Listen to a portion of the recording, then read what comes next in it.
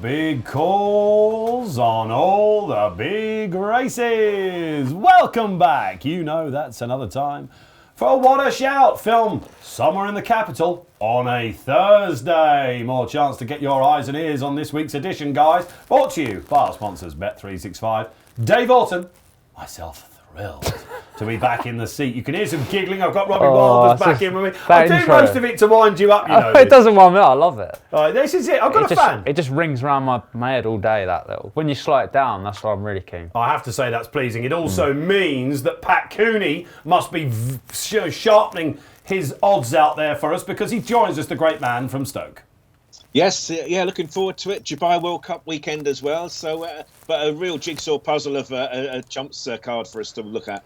It's always going to be a come down after the Cheltenham Festival, isn't it, Pat? Of course, don't forget, people out there, like, subscribe, comment and share. That's what it's all about. Get your comments in below. We'll find out exactly what we think will win this weekend for you with some 5 big race previews. I mean, Newbury's quite a good card. It's not stellar stuff. We're not talking about Gallopins and Constitution Hills, but the show goes on, quite rightly so. Pat mentioned the Dubai World Cup. We're going to give you some real premium spots on here for that. There's a hint, and we've got a great guest for you as well coming up.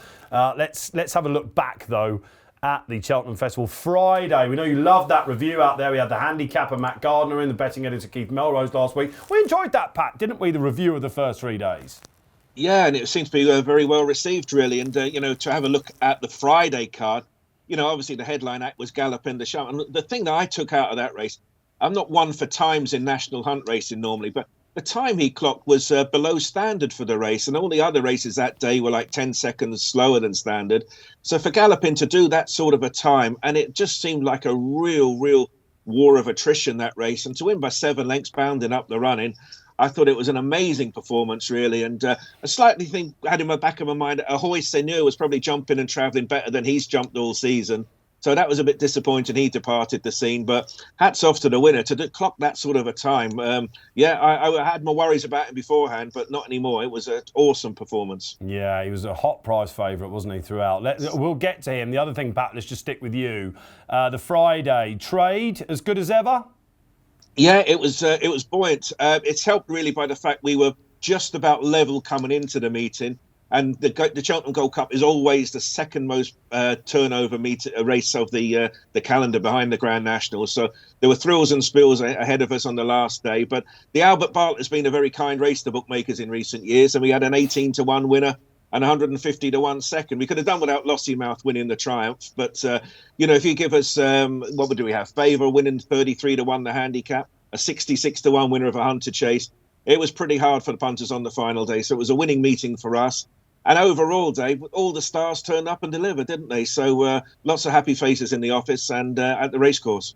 Great. He wanted Lossiemouth beaten. What else does he want? I mean, 2 winning favs on the day. The other thing to say, Pat mentioned the Albert Bartlett, a double for Paul Nicholls on the week, and Braveman's game running so well. The tide might have turned a little bit because we always expect it to be Mullins Day, the Friday. It was St Patrick's Day. We thought that the Prestbury Cup would go running over the hill and over the sea back to Ireland. Of course it did. It was 18-10, we think, on the week. But 4-3 to Britain on the final day. Yeah, it doesn't normally happen, does it? Wasn't it like 19-2 the previous 3 years on the last day?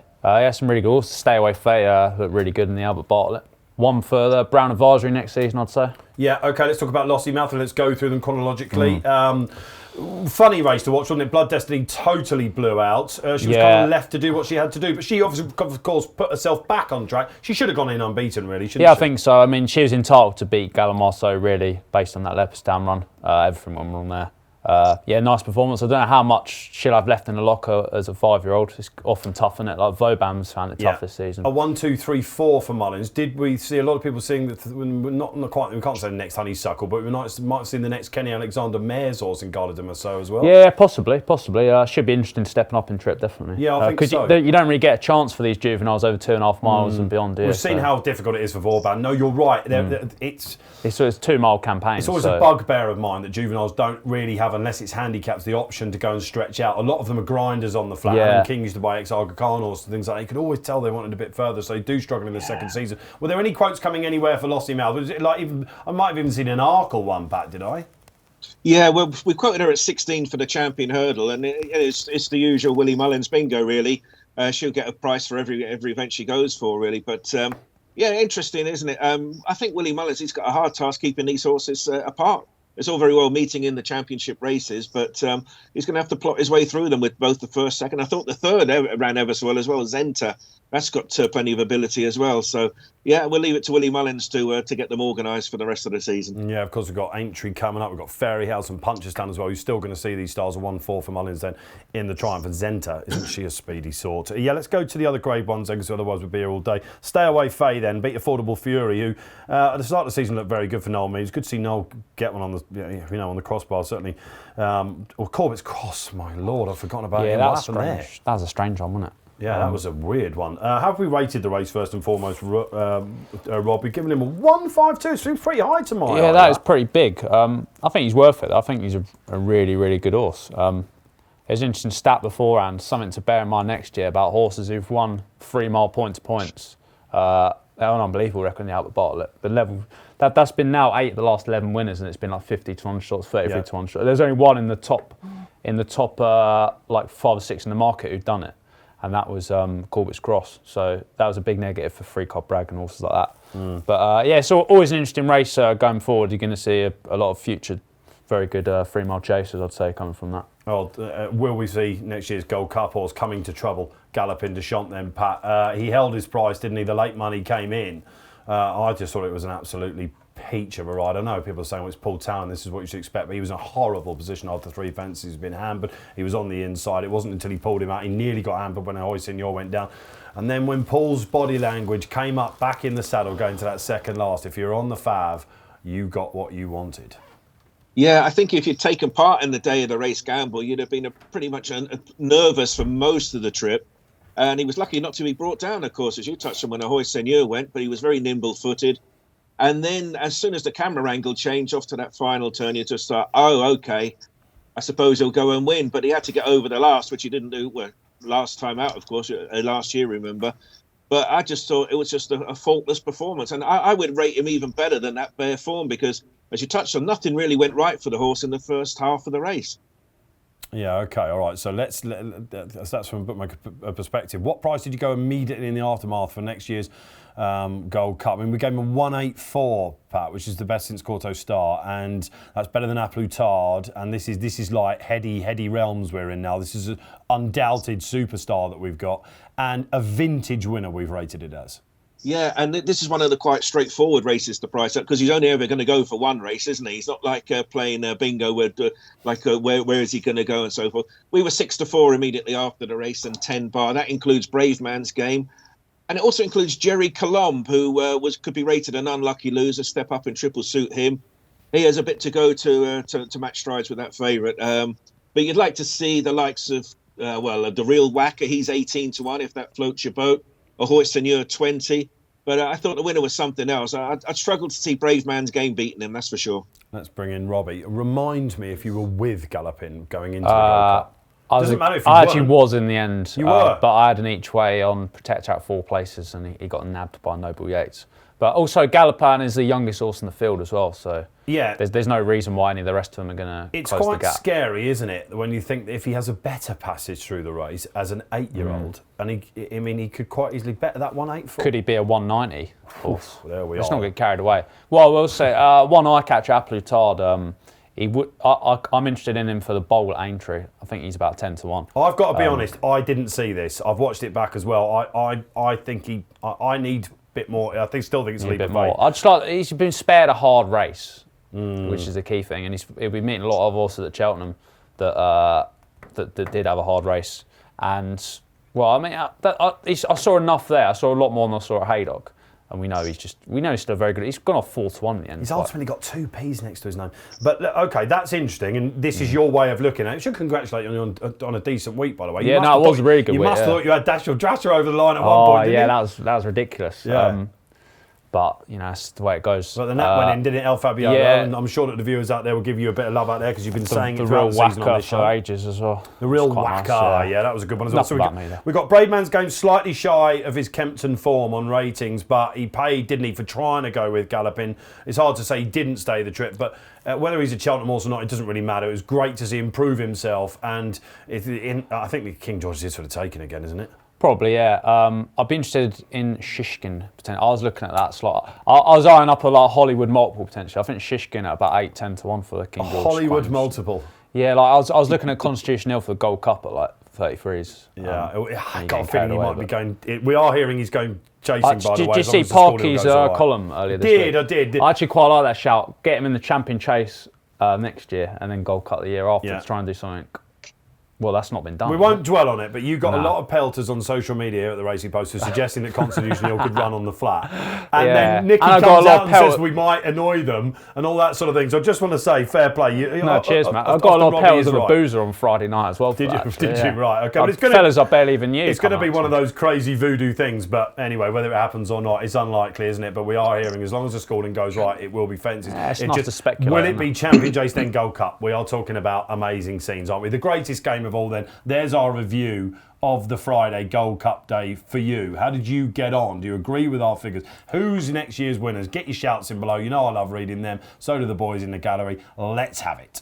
As promised then, and this happens on What a Shout of a season, we get a trainer or a jockey who strikes it rich at one of the big festivals and back on they come. Don't worry. Jamie Snowden does have an interesting run of this weekend, but we want to look back to what a week it was. In particular, in the Mayor's Race, you wear it well. You were told well on this show, Jamie. They can go back in January. I got on her after the Challow run. You told her she was going to Sandown. She came through that. She then made all in the Mayor's Race, looking like fending them off one by one. What a chip off the old block she was. Yeah, she was brilliant, wasn't she? It was a wonderful day, and it's what dreams are made of. We all long for those big days, and thankfully she did it really well. Yeah, Jamie, look, that's your second Cheltenham Festival win. It must have been absolutely fantastic. Another British novice winner. It did seem like the tide had turned somewhat back in the Brits' favour, or the domestic team's favour, I should say. But she's just, she is Love Envoy, isn't she? She came through the same prep. She won the same race. Love Envoy finished second to Honeysuckle in a mare's race for the ages. Are we now going to follow the same route, I guess is the question I should ask. And for punters out there, she's 4-1 to go one better than Love Envoy did at Fairyhouse Easter meeting. Yeah, so obviously we got the option of going to that Grade 1 that Love Envoy did. That's only 3 weeks after Cheltenham. I think last year Easter was a little bit later, I think, and I think they had an extra week. But it's only 3 weeks, so we'll have to see whether we take our chance there or whether we think about entry back. She's around about 4-1 with our sponsors Bet365 to that, and I don't know. I just think she's going to keep upholding that form. It looked like a strong novice race as well. Loads of fancied horses in there. Give us a story of her then, Jamie, because when I spoke to you in January, I'm having a bit of fun with you, Jamie, sort of saying I think we might, Lightning might strike twice here. Thank goodness that came off. What's her story? Because you had her in the Albert Bartlett as well, didn't you? You had her in the Ballymore. That was a potential option at the time as well. You obviously got the right race, but she just looks the better as she goes, the further she will be. Yeah, it looks that way. So obviously, she was a bumper mare last season. She ran second first time out at Ludlow, came out and won at Catwick, and then put her away. And I was going to go for the 2 mile 2 listed mare's novice at Haydock, but that was cancelled. So that was in December. That was cancelled. So we had to sort of reroute, and we ended up in the Challow. There was that listed race at Taunton that was Federation as well, but I just felt 2 miles around might be a bit sharp for her. So. The comparisons with Love Envoy are remarkable. Obviously, you follow the same route. We mentioned that. Is it about working back 12 months' time from the biggie then? Next Tuesday of 2024 Cheltenham Festival, all being well? Well, that's the obvious thing to do, I would say, but. She's owned by the most wonderful owner, big supporter of our yard. But when Chip first came to us, he said, Jamie, I'll just warn you, it's only 3 mile chases that I'm interested in. A couple of Cheltenham Festival winners and a few graded races. I think I can count on one hand the amount of 3 mile chases we've trained him, and that's one. We had one 3 mile chase winner with her. So listen, I'm sure she'll jump a fence. I'm sure we'll jump a fence with her before we turn her out for the summer. We'll consider what route to go with her. But the obvious route is hurdles next year, but that remains to be seen. And she's from that lovely family as well, isn't she? She's a big girl. So who knows? She might be turning up on the Friday. Whatever. It was a massive thrill. It didn't all go to plan, of course. Garlaw turned up, didn't he, in the Ryanair? And he looked to me, Jamie, like a horse that was beat. He was kind of beaten early, wasn't he? He looked like he might have been remembering that fall a little bit. Is he back on track? I thought he ran well. The handicapper thinks it was a career best in the Ryanair. He shoved him up a pound. Racing Post Racing have got him running to a figure of 160. The fact that he stayed on to go and finish 5th in a Grade 1, first time up in open Grade 1 company, on the back of a nasty fall, I think actually we can take a huge amount of positive for it. Maybe next year's national horse then. We'll keep an eye on him. That's all right. Gino didn't fire either, did he, in the plate? And everyone was expecting to. I think he went off 5-1 fav in that, Jamie. Yeah, so they should have come and asked me. It was raining on the day, and he doesn't like the rain, and You Wear It Well likes the rain. She drifted from 8-1 to 6. And that's right, Gino was backed in 5-1, but all they got to do is come and ask. Next year, when we're doing the live show, Jamie, expect a call from us here in the studio, if you don't mind them. Let's move forward then. Let's talk about Ebonello, if you don't mind, your one run-up this week. And if you're going to target one race, it should be, indeed, the Mayor's Grade 2 at Newbury. Looks like she's been laid out for this, Jamie. Yeah, this has been the plan all along. She ran in the same bumper last season that You Wear It Well was second in. We were third. Ella was third. We were second and third in that race. No, this has been the plan all along, and she comes here in good order. We wish you luck with her and those decent colours of the Ebony Racing Club. I definitely think she looks overpriced to sponsor 365 at 20s anyway. Jamie, just one horse I want to ask you about before we go off. Where's Gitmaker going to turn up next? He's a friend of the show. Yeah, he's a lovely horse. Obviously, he's won 5 of his 8 starts. He's won a couple of novice chases this year. He's going to have a bit of a break now, come back in the autumn. I was half thinking about the middle of the gone, but I'd say he'll be next year. But yeah, he's just going to have a break off over the summer and come back for the autumn. Oh, another Cheltenham Festival winner means he could be a bit more patient than normal. We wish you luck with him. So much to look forward to for next season, but still hopefully see You Wear It Well out. We wish you a decent Aintree and wherever you go beyond. Jamie, you're always one of the most accommodating trainers that we ever work with. Thanks so much again. Many thanks. Thanks for having me on. Let's look at this Saturday for you then. Of course, double header on ITV, which is great for the game, isn't it? Because we'll be looking at Newbury and Kelso. And then, for those of you that just cannot get enough, over we go to the sand dunes of Meydan. Yes, ITV team taking a team over there as well. We'll be getting to that later on, but let's look domestically. 5 races coming your way, starting at the 1:30 at Newbury. Novice handicap, Pat Cooney. Yeah, and Inniston is probably going to be heading the market here, trained by Gary Moore, ridden by Jamie. Very good second at Sandown last time. It was a big field, and he was a very honourable second to Crambo. Now, he did go up, I think he went up £7 for that. But, you know, when you think he was 8 lengths and clear of the rest of the others runners in the race, I suppose you could say it's just about fair enough. So he'll be a popular horse. There was good each-way money for him that day. Top weight is Toothless, trained by Paul Nicholls, but Angus Chalida claiming 5, so that might help him. My eye's drawn to the one at the very end of the handicap, Artistic Choice, trained by Michael Bell. Harry Cobden aboard, and he ran well over the course last time out, over the 2 miles. He stayed further on the flat than 2 miles, so the extra 3 furlongs could well be in his favour here. So I think Artistic Choice is an interesting runner off the bottom peg there. Yeah, hot off a very successful Cheltenham Festival, and great to see Harry back in the big time there. And Michael Bell with an interesting runner as well. He wasn't much good on the flat, was he? But he's found his niche. Interesting race. Inniston, it's just about whether he had a hard time at Sandown, isn't it? Yeah, it's a quick turnaround. 14 days, heavy ground. Wouldn't be for me. I like the horse though. And also his brother won at Cheltenham, didn't he? Jazzy Matty. Is he his brother, is it? It's his brother, yeah. There you go, all right. Yeah. Good knowledge. Thank you very much, yeah. Toothless, too much weight, I think. I think he's well named as well. I think he's got a little bit of a quirk about him. I'm not sure. Yeah, I get that. Yeah, I mean, he's done nothing on RPRs to suggest anywhere near correct. That's for sure. He might still be a very good chase in the making, but yeah, it's I'll true. be taking him early on. days, isn't it? I quite like Blow Your Wad if it's not too testing. Is that the one? Ooh, full seldom differ, Robbie Wilders. Oh, Give us the case then, my friend. Well, you go back for his bum form. There's a lot of good pieces. Given Lucia a stone when he was second to at Warwick. Got close to Tamuras. I know he flopped in the Supreme, but he's still a Grade 1 winner, isn't he? And he was 4th in that Aintree one. But this season, sort of work in progress. They chucked him into the Tolworth. that was the softest ground he's ever encountered. Yeah. And he was the only 5-year-old in the field. He beat Tamuras bar from hanging all over the track in his bumper, if you remember. I think he's not all there, but this that is correct actually. Yeah. This will be great ground for him, I think. Yeah, 100%. And when a horse is like the youngest horse in a big race, I'm always like conscious to see how they're going to get on. He's bred to improve for this step up in trip. Yeah. So it's just a concern if he gets too testing. There's a lot of rain around, but he was the most interesting one for me. Blow your wad. Don't go doing that on the first race then at Newbury. Let's go to the 205, Pat Cooney. Top weight is Espoir de Guy, trained by Paul Nicholls.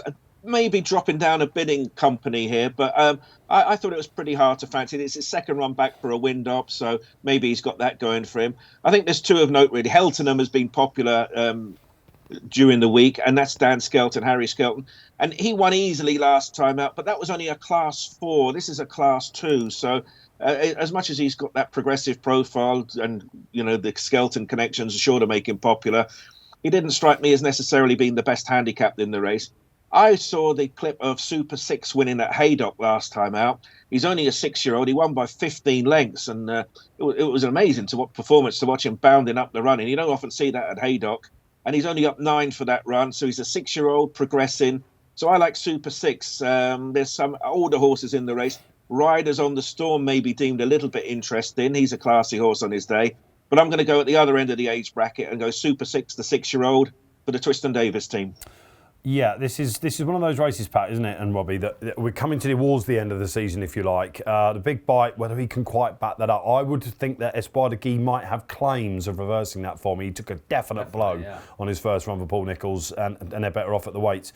But we all agree on one here, and it is a ding, ding, ding. Super 6. Please, it's an anti-postman. So listen, once again, I'm going to sit back. And you're writing all the previews this weekend for these shows, but you have, couple of them, of course. Yeah. Put up one at the start of the week. I had a right old study up of this race at the start. I was looking at Mr. Fisher, potentially. He's not running, thankfully. Yes, thank God for that, because I'd have had to have back in. Well, I mean, if he's not running at Kempton because of soft ground, then this might turn soft. Kempton's his sort of home track. But anyway, Super 6, like Pat says, really good at Haydock. He should be coming in on a hat-trick, really, because at Hereford, he was the moral winner of that. He threw it away. He's obviously got a bit of a quirk because he was leading of about a circuit to go, and then just stopped for some reason, and he just lost like 4 places, and then end up almost winning it. So I mean, there's a well-handicapped horse. I think he still is off 129. That was only his 4th run over fences. He's the one that could be just miles better than we've seen. And Pat's not keen on Espoir de Guy, but I quite like him.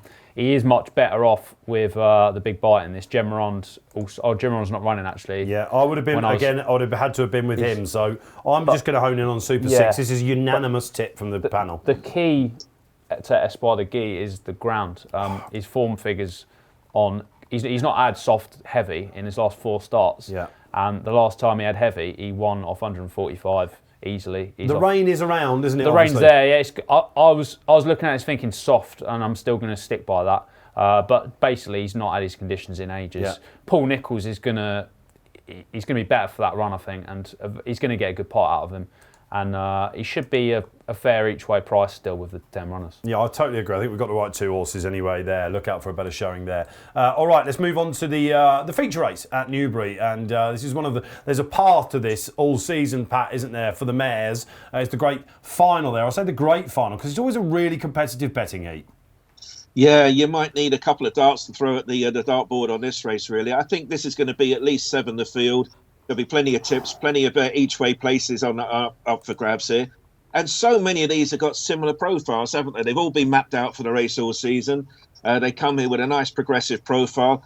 Desperately hard to pick the winner of it here. I actually like Nicky Richards' horse, number 5, Obis Walk, who won by a mile last time out, 23 lengths the official distance, and that was despite drifting across the track. So, you can't drift across the track and win this race maybe, but I could make a case out for saying this could be a dangerously well-handicapped horse, because it's hard to get a proper handle on just how good she is based on that last run. So I'm going to go with Obis Walk. But as I say, so many of these have got similar profiles. The anti-post mover was number 3, Movidi of Noel Williams with Robbie Dunn aboard.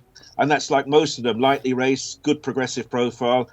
as I say, you need 3 or 4 stabs at this one, but I'll settle on Obis Walk of Nicky Richards. One for the North, this one. No, the Movidi, of course, for Noel Williams, who's got history in this race, and that was a Kills pick earlier in the week as well, hence the Sea of Blue. There are a couple in here that I like, and I'm afraid we're going to infuriate the viewers, because I think we're all in agreement again. Because when Pat was talking about Honeysuckle Mark II, Robbie was giving it one of those like he often does. Off the camera, just a couple of guns. Just a couple of weird guns, and I was... He's so in I don't agreement. know whether we need to do let's much more Let's than throw that. in a couple more. Nicky Richards, he's won with 8 of his last 17 runners as well. Like, the horses are running really well. Bosch indeed. And this horse is also one of 3 mile points bought on soft ground, so you're going to need to stay with that many runners, I think, and the ground easing. And it's Nicky Richards and Sean Quinlan's only runner at the meeting. That's quite a long way south, isn't it? So ground will be a determining factor for a lot of these. This is a race where I've watched so many of these over the year, and I've backed horses that I think I've got a really good chance on, and they come to the third last and they get sprinting home, and it finds so many of the mares that have had a long season out, and you want something that's coming in fresh, I think, a little bit. Orbis is one of those. Yeah, for sure. Only 3 ones this season. Yeah. Just like her profile. I like the fact that she's a bit older than a lot of these as well. Yeah, Ebonello, we've heard from Jamie Snowden, been laid out for this, of course. Another win at the Cheltenham Festival. This would have been working, you'd imagine, at some point alongside You Wear It Well. Interesting on handicap, Dave. Will it want the ground to turn? I'm not so sure. 2 wins on good. And the other one I'll be giving a bit of a hope to as a saver is Alex Edwards and Mel Rowley, Blue Beach, who's taken her time to come good as a hurdler. She found Hereford far too sharp when she was fancy. They got her right last time. If it's not too soft, she's capable of having a show as well, I think. Have you got any other flyers in this? No, I mean, decent second to You Wear It Well as well. That was Worcester. Not really, no. It's really tough. I'm going to have to I'll probably sit down and look at it a bit more, to be honest. I'm not saying I haven't looked at it, but there's just so many interesting horses. But Obis Walk was the one I gravitated towards. All right, 3 ticks then at the top of the pick for Obis Walk. But as Pat said, a couple of darts you could throw at the Mayor's Final. Let's move up to Kelso then. Another great day at the Borders. This must feel like your second home, Pat. You sponsor so much up there. And the 225 is our first pick of 2 races. Yeah, it's interesting. Flower of Scotland runs in this. This was entered also in the handicap chase. Both the 225 and 335 are over 3¼ miles. So, you're getting good value for money. I've seen them go past the stands a few times. So, an intriguing race. Pym is interesting. A 10-year-old first run for Nigel Twiston-Davis. We've not seen that for 538 days. So, that'll be some performance if he wins. I was just going through them, looking at them. I thought, well, Jet Legs won well last time out. Got a good jockey on Patrick Wadge, who's now claiming only 5 now. I remember when he started off claiming 10, but he's tumbling down the numbers. But with Jet Legs, that was a Class 5 it won last time out, albeit easily and progressive. This is now a Class 2, so that's a bit difficult. And I look at Inishore of Lucinda Russell, Derek Foster. Probably better left-handed, theme tune, in form, but does he want softer ground? So I'm left with Spike Jones. I'm thinking, well, that's not a bad deal, is it? Spike Jones... He's won on good to soft. He's won on heavy. He's won over 3 miles and 2 furlongs, and he's got Sean Bowen aboard. So I'm kind of left with Spike Jones as my selection in this one. All right, Pat, thanks very much. There's an interesting horse called Pym, isn't there, in your first run? Yeah, I mean, he's thrown in, isn't he? He is, and it's the Twisters going all the way up to Kelso, which caught my eye there. Maybe with Finn Lambert taking off 5, maybe, and Hurdles maybe a comer. Flower of Scotland. Obviously, we do a lot of work with Natalie Green, who is a daughter-in-law of Ray Anderson Green, who owns these famous colours.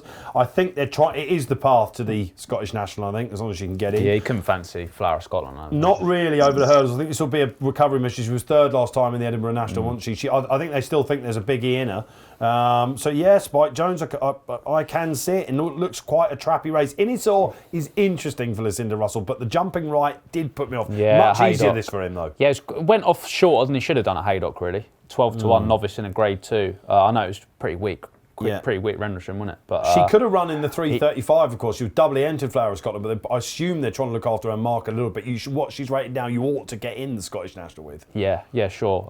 It wouldn't be. I had this between Inishore, Spike Jones, and Pym. If there's money around for Pym, that's going to be interesting. But I could just see that horse. I could see that horse going from 16s out to 50s or 16s into it's just one of those guess ups, but you might pay to find out. Is what you're saying. Exactly. I wouldn't pay anyone off, but I don't know. Yeah, I was thinking Inishaw just about that jumping out to the right, slight concern, but he had the Albert Bartlett entry early in the year. He's beat Outlaw Peter 2 starts back, who's come out and won a really good handicap at Kempton. He's totally unexposed, isn't he? he? I just thought agree. the fact that there was money around for him in that Grade 2 against experienced He was beaten horses. after like a hurdle in that as well. It was the jumping right. He might just. I just don't think he was on almost fire too bad day. to be Yeah, true. it was. Yeah, you're right. He's in an Chenor, so one. I think Lucinda Russell probably is the sort of trainer that's going to aim a lot of decent horses at this meeting. So Pat going with the consistent Spike Jones, you can see why perhaps that is the safe one to go with. We mentioned the 335. This is over fences over the same trip, Pat. It's 335 and a couple of horses with something to prove. Yes, absolutely. And I think that's why the market's going for a forward plan. Very much a horse in form. Anthony Honeyball, that's a long journey to get up there, isn't it? But this horse has got that nice progressive profile. He did go up 10 for winning last time out, but he does look like a horse going places. I think he's a solid favourite. He's the youngest in the race, and he's got the most progressive profile. I think he's a worthy favourite for this race. Some familiar names, though, aren't there? Hill 16, Elvis Mail, and Big River. Make a note of Big River. He's been to Kelso 16 times, won 8, second twice, and second third. So he's 13. I was trying to make a case out for him from an each-way angle. He does get a bit detached and run on, but if you like your course and distance form, then he's the boy for you. But he is 6 years older than my selection forward plan, who I think his best days are certainly in front of him. He's got a massive following, Big River. Bruce Millington was firm yeah, #1 he's in the the club, wasn't he? Yeah, Bruce absolutely. Shout out to Bruce. Yeah, well, whether the 13-year-old can roll back the years here, are you giving a chance to something? I mean, forward plan was such an easy winner when Honeyball was like, he couldn't, everything he ran was nearly winning. This is a big step up, but he could be in for a decent spring campaign, I think. Half Shot is a horse that's, always there or thereabouts. Or are you going for something like that's going to need to bounce back with the back class? It's got to be Dorian Breed.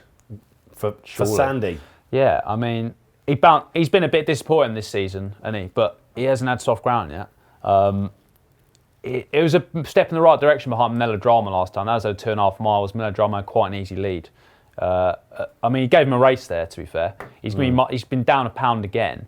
Basically, he's just very well handicapped. I mean, he was rated 142 this time last year when he finished second in 2 soft ground grade 2s to Does He Know and 3 under through 5. You're getting a right old each way price about him. Ryan Manny as a board, that suggests he's the pick of Sandy Thompson's too. Yes, the other one is I interesting. think there's a lot to. He's just well handicapped, isn't he, off 131? Yeah, well, Hill 16's, he's on an attractive enough mark now. Craig Nicol takes the right. I thought Sandy would win this. I was struggling to pick between them, so I might Dutch them, I think. Have a Dutch up, yeah. I'm going to have a Dutch up, but Ryan Mania and Sandy Thompson, I must admit, did me a right favour in the Moorback Wood Benson, an irresistible combination. Right, there you are then. There are your tips on Saturday domestically. Right then, as promised, let's look away from the domestic action. Let's go international. Pat, it is Dubai World Cup night. ITV, obviously, no Lincoln. It usually go in tandem. And they're giving it the welly for this. I guess you guys are as well. Yes, it's a real thrilling race. And it's a popular race, isn't it? Country Grammar is favourite. It's trained by Bob Bafford, ridden by Frankie Dettori. A very, very consistent horse, wins plenty of money. Frankie coming back from America to ride the horse, and why wouldn't you with the prize money? £6 million to the winner. So, I'd be out there myself if I could do 9 stone. But the problem with this race is the front 3 in the market have all got the worst of the draw. There's 15 runners. Country Grammar is in 14. Yeah. The second favourite, Algiers, is 13. And the third favourite, Panthalassa, is 15. So bookmakers are thinking, well, we could, with the draw working out the way it's done, we have had a few shock results in this race. Sometimes a horse wins this and you go, who? Never heard of it. So, bookmakers are looking at this race thinking we could just get a big price winner in the race here. So what it'll be, I don't know. I do think Algiers at the Crisford, I think he's a right machine, but he's got it to prove from that draw. So, as I say, we're sniffing a big price winner out here if we can. I remember when Algiers did me a favour. I took a chance on him in a trappy race at York last summer. I never did. I think I'd be seeing a horse that ended up here. A right old progression, and we're hearing that he's doing really well over there. Our Bloodstock team have been to visit him as well. Simon and Ed Crisford, allowed us in and showed us a little bit of that. So look, check out all the coverage at the Racing Post. You're going to get the links to 365 to have a bet on this if you want. Loads of European horses running. Let's get up, also tease you as well, and Pat, I know you're going to be interested in this. This comes out 6 p.m. on your members club and in your digital edition at 9 p.m. and of course in the paper. It's Ron Wood's spotlight verdict for the World Cup itself, okay? This is the final race of the night. It's one of the richest races run anywhere in the universe, and he's looking at what you are, Pat. It's that draw. He's going for Oisin Murphy on T.O. Keynes. There you go, man. Don't you be cutting that now. There you go. It's number 13 on the race card, but he does come from stall 6, and I think he's had 12 races in Japan, and he's won almost half of them. And this is the first time Oisin's been aboard the horse, so I can see it. Yes, it is one of them that the draw has meant he has an increased chance in the race. And Ron Wood, he's not afraid to put one up at a big price throughout the whole of this meeting. So he's well worth paying attention to. And I'm sure he's got popular each way claims simply because of how the draws worked out. So a very interesting run of this one. Great stuff. If you want to get ahead with Ron's tips, honestly, they're a work of art, these things. Go and check them out. Become a members club. We've still got that offer out there for you. 50%, of course. We'll give you the link to it. There is a little taster. That's what you get here free on What a Shout. I mean, it's such a good card, isn't it? If you look at the run leading up to that, the 4 o'clock, the Shima, you got Motodaf in there for the Gosdens, who could not have been any more impressive last time out on turf over in Saudi. And you got Equinox up against him, though, Pat. He's the Japanese horse of the lifetime, isn't he? He's the talking horse. He's won everything over there, and he's making a right price for Motodaf, who's around about 6s with you guys at the moment. Yeah, and it's interesting, the Japanese domination of this meeting was very much to the fore last year. And they've got 27 runners, over the card tomorrow, the Japanese horses. There's only 3 from Coolmore. There's only 3 from the Gosdens. So Japan racing very much on an upward curve. And Equinox, you could say, is possibly the best horse trained out there. So he's going to be a very solid favourite. And they're just very, very good round this particular meeting. But you've got 27 of them to figure out and how to play them in multiples and so forth. But yeah, you're right. He does make the market. You've got Westover, who ran so well in the Epsom Derby. He's got Ryan Moore aboard. He's around about 6-7-1 as well. So Equinox, he's got that world ranking to his name, so he'll be tough to beat. But you've got some good ones for your 6 and 7-1s. Yeah, a bit of juicy value out there. Then all right, then there's a taster then for the Dubai World Cup night. Ron Wood's spotlight verdict. Pat's given you his idea of some of the winners as well. We've got the best Japanese odds. The Japanese have mopped up at the Saudi meetings, and of course Aidan O'Brien taken 3 over there, and he went over earlier than usual. So Ballydoyle there on a sizzling night. What a shout preview of the World Cup night done. Okay, it's nap time on this weekend after Cheltenham. An important time to keep the winners going for you, starting with the most important hope on Saturday for Robbie Wilders. Yeah, we've not even touched it. Just goes to show there's something for everything this weekend, doesn't it? Because it's the start of flat season in Ireland at the Curragh. There's a good card there. Homeless Songs was entered up in the Park Express Stakes 357. She's not running, but it's a good horse to run. Gartha, she was good last season. This is right up your street. Yeah, that was a bit of me, yeah. Insinuendo, remember her? Finished 3rd to Emily Upjohn. She's running. Over a mile, dropped in trip. I'm not sure about that. The one I like, I'm a sucker for 3-year-olds getting stacks of weight against older horses this time of year. A horse called Cobra for Jim Bolger. I think that's how it's pronounced. It's Comhra. But pedigree just interests me. She was quick enough to finish 2nd to Meditate over 6 on good ground last season. But she is well related to stayers. She's by Vocalize. They like soft ground. But she's related to, do you remember horse Camiro, who won a couple of 1 mile 6 races a couple of years ago? Another horse, Tracker Saga, 1 mile 5, Fiscal Rules. She's half sister too, who ran in the Irish Derby a couple of years ago. But basically she's been showing loads of form over 6 furlongs. And the one time she got soft to heavy at Roscommon, she absolutely just motored through it. She's going to get loads of weight here. Jim Bolger often starts the season quite quickly. He does. That's the first thing I was thinking of when you said it. She's just getting about £20 from a couple of these. Well, you're worth your weight in gold, Postman, because no one was going to mention that the Curragh bounces back, of course. Yeah, it's huge good, on mate. Sunday. And it's Irish Lincoln as well. Yeah. I mean, get your teeth stuck into that. Happy days. All right, there you go. He's worth his weight in gold. Where's Pat Cooney going? Kelso 4:45 for me. Now, I was at this meeting 3 weeks ago for the More Battles meeting that we sponsored. And the horse that won the last race that day was a horse called Bollinger and Krug for Derek Fox and Lucinda Russell. I actually backed something else in the race. But this thing belted off in front. And with a lap to go, he was bounding along. I was thinking, they're not going to catch this. Well, he won by 6.5 lengths. Could have won by more. He went up £8 for it. His jumping prior to that performance would have been a bit, not really. But this was a revelation, and there's a couple of horses in the race that are capable but out of form. The Bollinger and Krug version of 3 weeks ago, £8 isn't going to stop him. He'll belt out in front and make all again. I like it, going for a last time out winner, which I will do, Pat, and complete the treble. Trixie, call it what you want. These are the weekend naps.